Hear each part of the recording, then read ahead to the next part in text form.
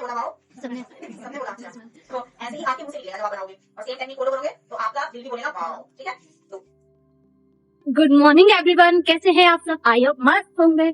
So guys, कल की छुट्टी होने के बाद आज जा रहे हैं हम कोचिंग और डेली हम कुछ ना कुछ नया सीख रहे हैं। रोज अपने आप को बेहतर बनाने की कोशिश कर रहे हैं। तो बने रहे हमारे ब्लॉग में और तब तक वीडियो को लाइक और चैनल को सब्सक्राइब कर देना भाई। और हमारे साथ आप भी कुछ ना कुछ नया सीखते रहिए। फाइनली गाइस, मैं बस इसको से आती हूँ और कर रही हूँ अपने घर का वेट। देखो जल्दी से आ जाए ताकि हम जल्दी से कोचिंग जाएं। फाइनली गाइस, रीच मेरी बस और मेरी घर से निकल चुकी है। फाइनली गाइस, हम कोचिंग आ चुके हैं और हो चुके हैं थोड़ी सी लेट। गुड मॉर्निंग रानी दीदी। Good morning everyone. ये किरण दीदी, खुशबू दीदी, ममता दीदी, अंजू दीदी, ये कीर्ति, ये सिमी दीदी, ये काजल, ये दीपांशी, ये शिवानी दीदी और ये पीछे ये लोग तो कोई रिएक्शन नहीं देते गाइस, देखो ना। ये अनु। नाउ निशा मैम की एंट्री हो चुकी है गाइस। Good morning ma'am. कैसा चल रहा है आपका नया साल? प्लानिंग के साथ कर रहे हो? आवाज नहीं आई वो कड़क वाली। Yes ma'am. गुड।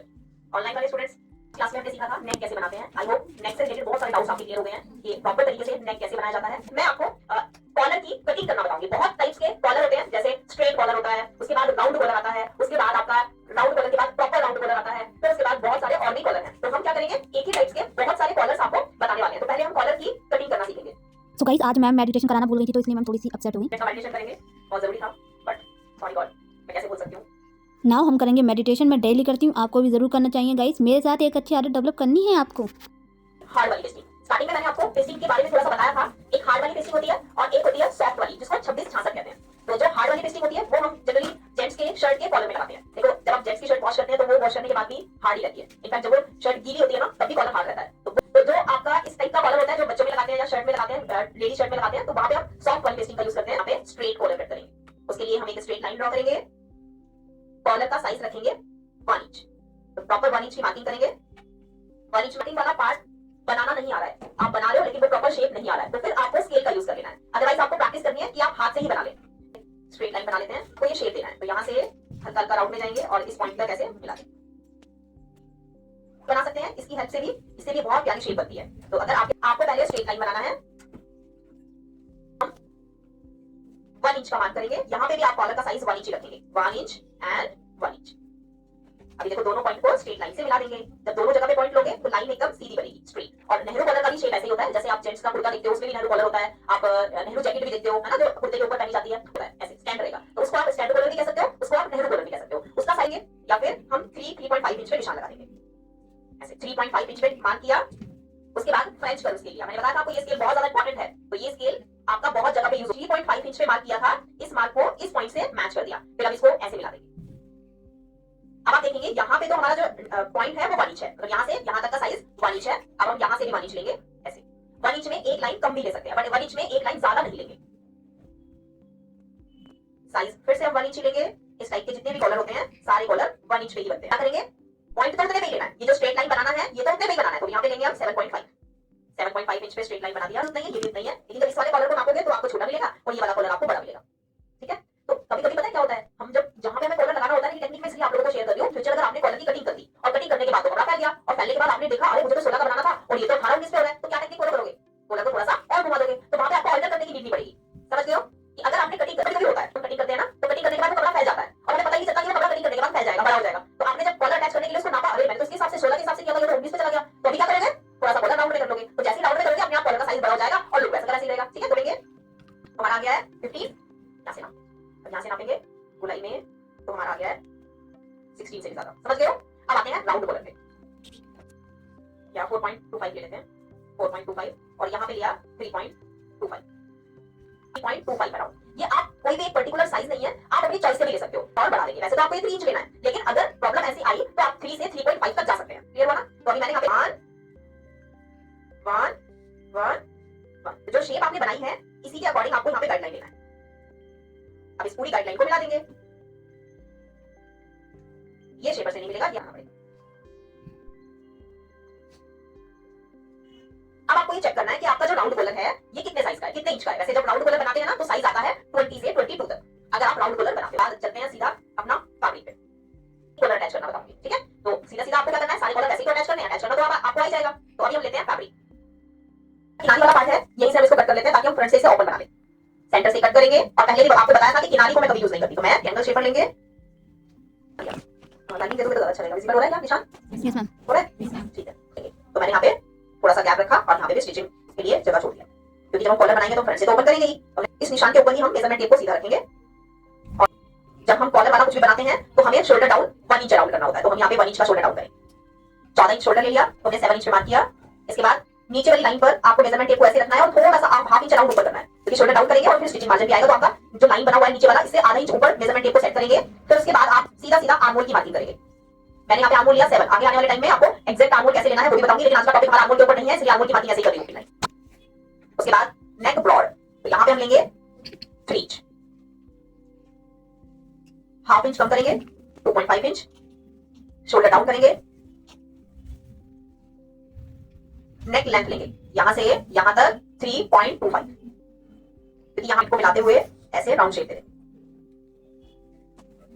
इसके बाद करेंगे तो अंदर वाली लाइन से 9.5 इंच पे, या लास्ट में ले लेते हैं यहाँ पे ना 9 पे ले लेंगे। उसके बाद नीचे वाली लाइन पे स्ट्रेट लाइन बनाएंगे। ऐसे छोटे छोटे सैंपल्स बना के रेडी कर लो, बहुत सारे सैंपल्स बना लो नेक लाइन के अलग अलग, इस तरीके से आर्म होल की शेप दे देंगे। आपको नॉर्मल सैंपल बनाना है, जैसे सिर्फ गले गले का सैंपल बनाना है, तो यहाँ पे आप यहाँ से शोल्डर वाली डाउन जहां से किया है आपने, यहाँ से इस तरीके से गोलाई वाली शेप भी दे सकते हो ऐसे, क्योंकि हमें तो सिर्फ इसे ऐसे डाल के चेक करना है, ठीक है। तो ऐसे राउंड वाली शेप भी डाल सकते हो, या फिर ऐसे ही सीधा सीधा सिलाई लगा देंगे और थोड़ा सा ट्राई भी करके चेक कर सकते हो कि गर्दन में हमारा ये कैसे आ रहा है, कैसे बैठ रहा है। अगर आपको लग रहा है कि मुझे यहाँ पे आर्म होल वगैरह सब कुछ कटिंग करना पड़ेगा, आर्म होल की ये भी बनानी पड़ेगी, तो हम यहाँ पे ऐसे स्ट्रेट लाइन बना देंगे यूं, और फिर एक शेप बना देंगे एज अ सैंपल।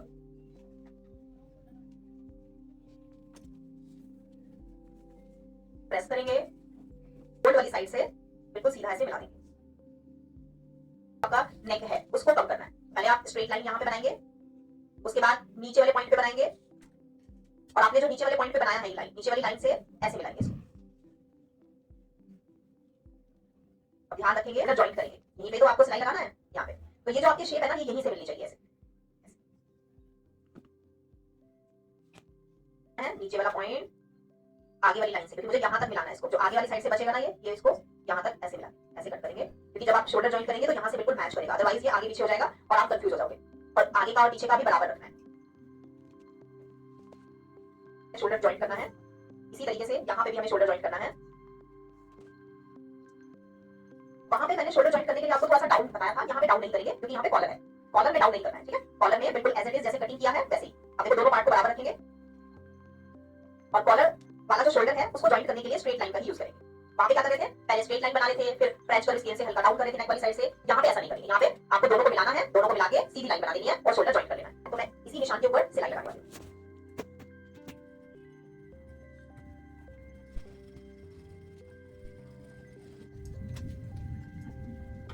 निशान लगाना है, स्केल से निशान लगाना है और फिर शोल्डर जॉइन करना है, बराबर रखना है, ठीक है। अब हम शोल्डर पे पहले ओवरलोड करेंगे, और मैं जब तक मैं ये आगे वाली साइड से भी इसको फोल्ड कर देती हूँ। पाइपिंग लगा सकते हो, शर्ट के जैसे भी रेडी कर सकते हो। पहले तो मैं यहाँ पे किनारी वाले पार्ट को कट कर लेती हूँ। किनारी का पार्ट मुझे यूज नहीं करना है, किनारी यूज करने से फिनिशिंग नहीं आती है, इसलिए मैं कभी किनारी यूज नहीं करती। किनारी वाला पार्ट कट कर लेंगे, और स्टिचिंग के लिए तो हमने लिया ही हुआ है एक्स्ट्रा, हम चाहे तो यहाँ पे पट्टी लगा के अंदर फोल्ड कर सकते हैं। तो सीधी पट्टी कटिंग करेंगे, एक बार और फोल्ड कर लेंगे, उतना आपको छोड़ना है और बाकी कट कर लेना है। तो यहाँ पे मैं एक बार और पट्टी को फोल्ड कर रही हूँ। फोल्ड करने के बाद प्रेस कर लेंगे, प्रेस करने के बाद पट्टी ओपन करेंगे और थोड़ा सा मार्जिन छोड़कर एक्स्ट्रा पट्टी कट कर लेंगे। और जो एक्स्ट्रा आपने फोल्ड की थी वो अपने आप ही ऑटोमेटिकली क्या होगा, अंदर टर्न हो जाएगी। तो इस तरीके से पट्टी को रेडी कर लेना है। मार्जिन दोनों तरफ करके फोल्ड कर दिया और बराबर पट्टी भी फोल्ड हो गई और प्रेस करके इसको अच्छे से सेट भी कर लिया है। तो ऐसे ही 2 पट्टियां रेडी करेंगे दोनों साइड के लिए। मैं किनारी को ही कट कर लेती हूँ। करना है, प्रेस करना है, जितनी पट्टी आपको रेडी चाहिए, फिर से इसको ऐसे फोल्ड करेंगे और प्रेस करेंगे। जब आप इस तरीके से पट्टी को रेडी करते हैं तो आप ध्यान से देखेंगे पट्टी में एक तरफ कपड़ा बाहर निकला है और एक तरफ कपड़ा अंदर है। तो अगर आपने पट्टी को ऐसे लगाया और कपड़ा अंदर सेट कर दिया और किनारे वाली साइड से सिलाई लगा दिया तो क्या होगा, अंदर वाली पट्टी सिलेगी नहीं। तो इसलिए जो छोटा साइड है उसे ऊपर रखना है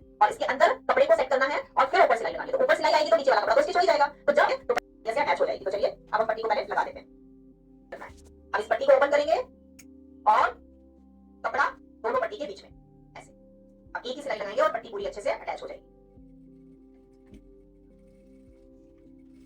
अलग अलग तरीके के बटन्स लगाना सिखाया था, काज करना सिखाया था, अब वो यहाँ पे काम आने वाला है।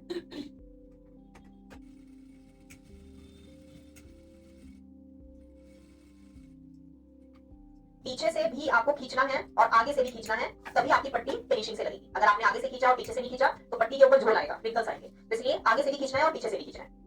इस साइड में जब पट्टी लगाओगे तो फिर से आपको ये ध्यान देना है कि जो आपकी पट्टी बाहर निकली है जिस साइड से, वो नीचे रखोगे।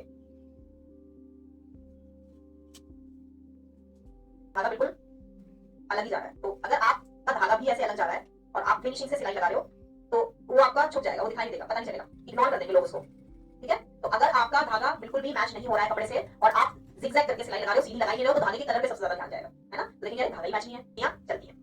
देखो सेट कर लिया है, आगे से भी कपड़े को खींचना है और पीछे से भी खींचना है। अगर और इतना भी नहीं खींचना कि कपड़े बाहर आ जाए, या ज्यादा प्रेशर नहीं देना है, नॉर्मल खींचना है कि कपड़े में रिंकल्स ना दिखे। पूरा फोकस निडल के ऊपर होना चाहिए, बूट के बिल्कुल सेंटर पे होना चाहिए, ताकि आपकी जो सिलाई है वो बिल्कुल सीधी दिखे। है पट्टी बिल्कुल सीधी रखनी है, स्ट्रेच करना है, हल्का सा स्ट्रेच करेंगे। जब आप किसी भी कपड़े को प्रेस कर रहे हैं और उस कपड़े में रिंकल्स जा ही नहीं रहे हैं, आप बार बार आयरन कर रहे हो और जैसे ही कपड़ा वापस से ठंडा हो रहा है, वापस से रिंकल नजर आ रहा है, तो आप एक लकड़ी का एक फट्टा ले लें। लकड़ी का सीधा फट्टा आता है, मेरे पास नहीं है लेकिन मैं बता देती हूँ। जैसे ही आप प्रेस करोगे वैसे ही आपको तुरंत से उस फट्टे को इसके ऊपर रखना है और टाइट हाथों से उसको दबा देना है। और दबाओगे, कुछ सेकंड के लिए दबा रहने देंगे, फिर जब हटाओगे तो कपड़े के रिंकल्स गायब हो जाएंगे। तो ऐसे कर सकते हो, क्योंकि बड़ा से सेट हो गई है। दोनों पट्टी को बराबर रखेंगे, जहां पे कॉलर लगाना है वहां पे भी ऐसे गोलाई में इसको सेट कर देंगे। दोनों कपड़े बराबर होने चाहिए, ऐसे चेक करेंगे। पट्टी लगाने के बाद यहां से थोड़ा सा आगे पीछे हो गया है, कोई बात नहीं, उसको हम ऐसे बराबर सेट कर लेंगे। हमें कॉलर कहां पे लगाना है? यहाँ पे कॉलर लगाना है, तो जहां पे कॉलर लगाना है वहां पे डॉट डॉट लगाना है। इसलिए हमारा कॉलर हमेशा क्या होता है, छोटा हो जाता है, क्योंकि हम क्या करते हैं, यहाँ से नाप लेते हैं कपड़ा और नापना होता है यहाँ से, क्योंकि कॉलर तो हमारा यहाँ पे अटैच होगा। तो क्या करेंगे, ये जो डॉट डॉट मैंने लगाई है यहाँ से कपड़े को एक बार ऐसे नाप लें, इतना इंच का मेरा ये पैंट है। ऐसे बिल्कुल मेजरमेंट टेप को उस लाइन के ऊपर रखेंगे जहां पे निशान लगाया है, ताकि एक भी पॉइंट आगे पीछे ना हो। जितना कॉलर का साइज आएगा ना, उतना ही हमारा कॉलर यहाँ पे बैठेगा। मेरा कॉलर का साइज आ गया है 9 9 × 9 18 1 इंच।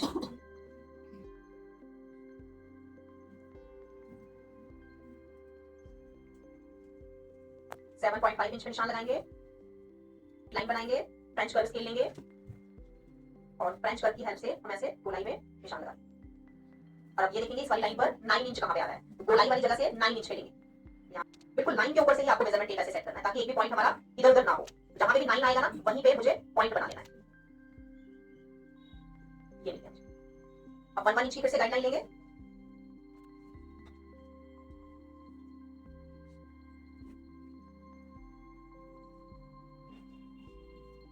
स्टैपलर लगा देंगे, क्योंकि जो हमारा ये पेस्टिंग होता है ना, ये अंदर से शाइनिंग होता है। तो अंदर से शाइनिंग होगा और जब आप कटिंग करोगे वो फिसल जाएगा, फिसल जाता है और बहुत बार फिसलता ही है। तो आपको क्या करना है, निशान के ऊपर से कटिंग नहीं करना, थोड़ा अलग से कटिंग करना है। स्टैपलर ले लेंगे या सिलाई लगा देंगे, बीच में सिलाई भी लगा सकते हो, बाद में खोल लेना उसको कटिंग करने।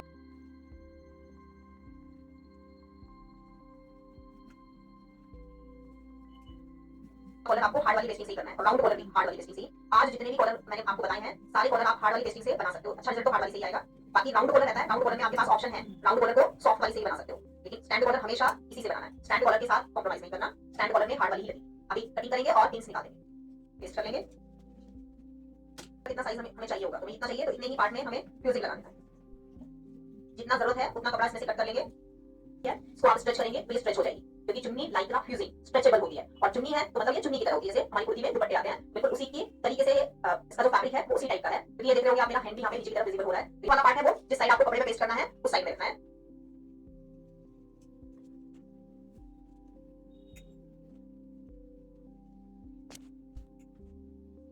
पहले सेंटर से पेस्ट करेंगे, फिर धीरे-धीरे दोनों साइड में पेस्ट करते जाएंगे, पहले एक साइड से फिर दूसरी साइड से। जब मुझे पेस्टिंग पेस्ट करना होता है तो टेंपरेचर थोड़ा सा ज्यादा कर लेते हैं और पेस्ट करने के बाद चेक कर लेंगे क्या वो अच्छे से पेस्ट हो गया है। हाफ इंच एक्स्ट्रा रखना है, बाकी कट कर लेना है। फैब्रिक कट करेंगे। जितने भी कॉलर होते हैं दुनिया में, जितने भी तरीके के कॉलर हैं, सभी कॉलर ऐसे ही रेडी करने हैं जैसे मैं बता रही हूँ। अगर आपने इस तरीके से कॉलर रेडी किया तो आपको कॉलर अटैच करने में बहुत ज्यादा मुश्किलें नहीं आएंगी, बहुत आसानी से आपका कॉलर अटैच हो जाएगा, क्योंकि जितना फिनिशिंग हमें चाहिए उतना ही फिनिशिंग हम यहाँ पे देने वाले हैं। अगर कॉलर फिनिशिंग से रेडी हुआ तो अटैच करने में भी ज्यादा प्रॉब्लम नहीं आएगी। उसके बाद आपको इस कॉर्नर से स्टार्ट करना है सिलाई लगाना, यहाँ से करेंगे और गोलाई वाली साइड से ऐसे जाएंगे और बिल्कुल दूसरे कोने तक ऐसे एंड कर देंगे। इस कोने पे एंड करना है।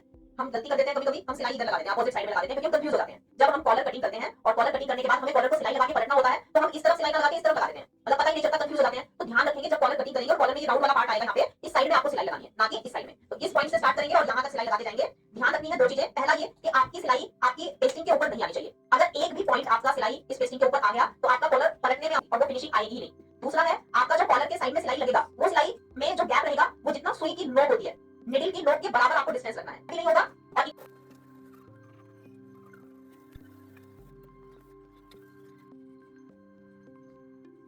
देखो ऐसे धीरे धीरे घुमाते हुए जाना है, क्योंकि गोलाई में प्रॉब्लम्स आती हैं लगाने में। कभी कभी मशीन आपकी कॉलर के ऊपर आ भी जाती है, तो आपको इस तरीके से सिलाई लगानी है।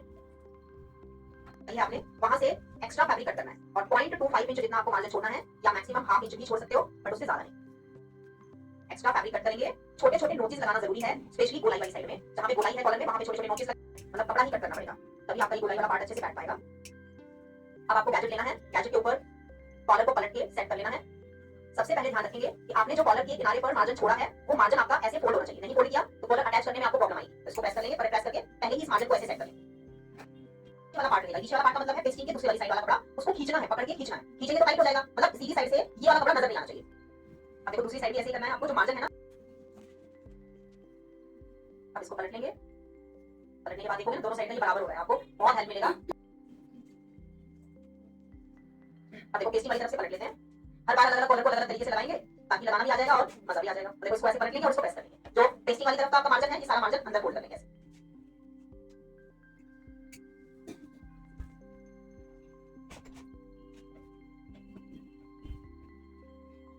फिनिशिंग से काम करना है कि अगर आप अपना काम देखें तो आपको ऐसा लगे नहीं ये मैंने नहीं किया, और अगर आप किसी को दिखाएं तो सब कहें नहीं आपने नहीं किया है, और आप कहें नहीं मैंने नहीं किया है। तो काम इस तरीके का होना चाहिए कि बिल्कुल देखने में लगे ही ना कि ये बनाया गया है। और ऐसा ही होगा अगर आप छोटी छोटी चीजों को ध्यान दोगे। फ्रेंड है हमारी, वो कहती है फोन करके कि मैम यहाँ पे तो कोई बिलीव नहीं कर रहा है, ये ब्लाउज मैंने बनाए हैं। कहती है कि मैम मेरे किसी रिलेटिव ने मेरा ब्लाउज किसी टेलर को दिखाया, उसने कहा हाँ बन जाएगा, ऐसा तो बन जाएगा, ये तो रेडीमेड है ना। बोले नहीं ये रेडीमेड नहीं है, ये बनाया हुआ है। तो मतलब वहाँ पे लोग विश्वास नहीं कर रहे हैं कि ऐसा ब्लाउज भी बन सकता है। तो अगर छोटी चीजों को ध्यान दोगे और छोटी छोटी चीजों को इसी तरीके से बनाओगे बिल्कुल फिनिशिंग के साथ, तो ना तो आप बिलीव कर पाओगे कि आपने बनाया है, और ना ही कोई और कर पाएगा कि आपने बनाया। अब देखो मैंने किसी रेडी किया और जो एक्स्ट्रा कपड़ा है उसको बराबर कट कर दिया, उतना ही कपड़ा आपको बाहर छोड़ना है, बाकी सब कटिंग कर लेना है फिनिशिंग से। हम ऐसे कॉलर रेडी नहीं करते, हम क्या करते हैं सीधा पलट लेते हैं और बिना प्रेस किए ही कॉलर अटैच कर लेते हैं। तो क्या होता है हमारी कॉलर में फिनिशिंग नहीं आती। अब मैंने इसको पलट तो लिया है, अब मुझे सिलाई कहां पे लगानी है वो गाइडलाइन भी मैं ले लूंगी। के बराबर में पेन से निशान लगा दोगे, ऐसे नीचे वाले में लगाने हैं, नीचे वाले कपड़े में निशान लगेंगे, ऊपर वाले में नहीं लगेंगे। ऐसे डॉट डॉट लगाएंगे, बैक साइड से कॉलर अटैच करेंगे और सीधी साइड में पलट लेंगे। ये वो वाला तरीका है, ताकि आपको सारे तरीके आ जाए। चटान लग गया है, मुझे प्रॉब्लम नहीं होगी क्योंकि मैंने गाइडलाइन ले ली है। अब इसी निशान के ऊपर तो मुझे सिलाई लगानी है, मुझे कहीं इधर आएगा वहां पे कट लगा दी। चलो अब कॉलर लगाना स्टार्ट करते हैं, स्टार्ट करें। और ऑलरेडी मैंने निशान तो लगाया हुआ है, तो मुझे प्रॉब्लम भी नहीं आएगी। तो यहाँ पे बिल्कुल किनारे से स्टार्ट करना है, तो ऐसे ओपन भी कर सकते हैं, ऐसे ऐसे करेंगे और निशान तो ऑलरेडी लगाया हुआ है, निशान के ऊपर से स्टिच कर देंगे। थोड़ा सा सिलाई लगाने के बाद हम सेंटर वाले पॉइंट पर ऐसे कट से कट मिला के चेक भी कर लेंगे, जहां पे लगाना है एक्चुअल में वहां पे आ भी जाएगा या नहीं आएगा, छोटा बड़ा तो नहीं हो जाएगा। ठीक है, तो ऐसे चेक कर लेंगे। जॉइंट है वो पीछे की तरफ ही रहेगा, तो बिल्कुल सही जा रहे हैं। आगे पीछे हो जाता है, जहां पे आप एंड करते हो वहां पे फिनिशिंग नहीं आती। तो मैंने इतना तो छोड़ ही दिया, बीच में कवर कर लेंगे। स्टार्टिंग में पहले मैं थोड़ा सा स्टिच लगा देती हूं। अब अगर कॉलर छोटा या बड़ा हुआ भी एक दो पॉइंट भी क्या मतलब सेंटीमीटर जितना भी, तो हम उसको बीच में एडजस्ट कर लेंगे।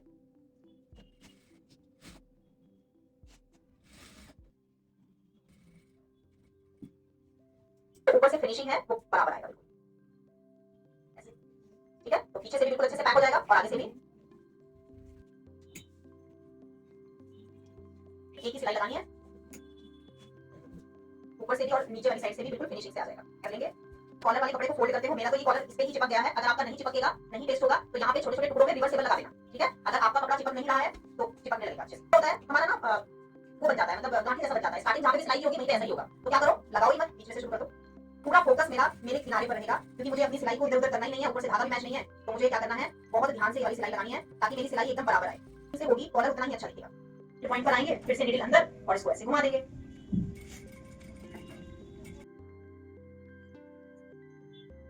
इसमें धागा हम ऐसे कट करेंगे।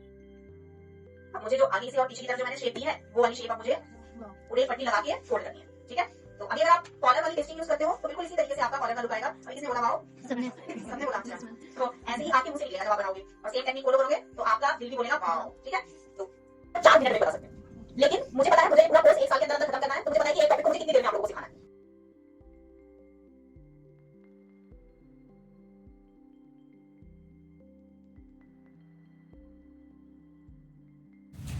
Good afternoon sir. Bye guys, मिलते हैं कल के नेक्स्ट ब्लॉग में। तब तक वीडियो को लाइक और चैनल को सब्सक्राइब कर देना। बाय।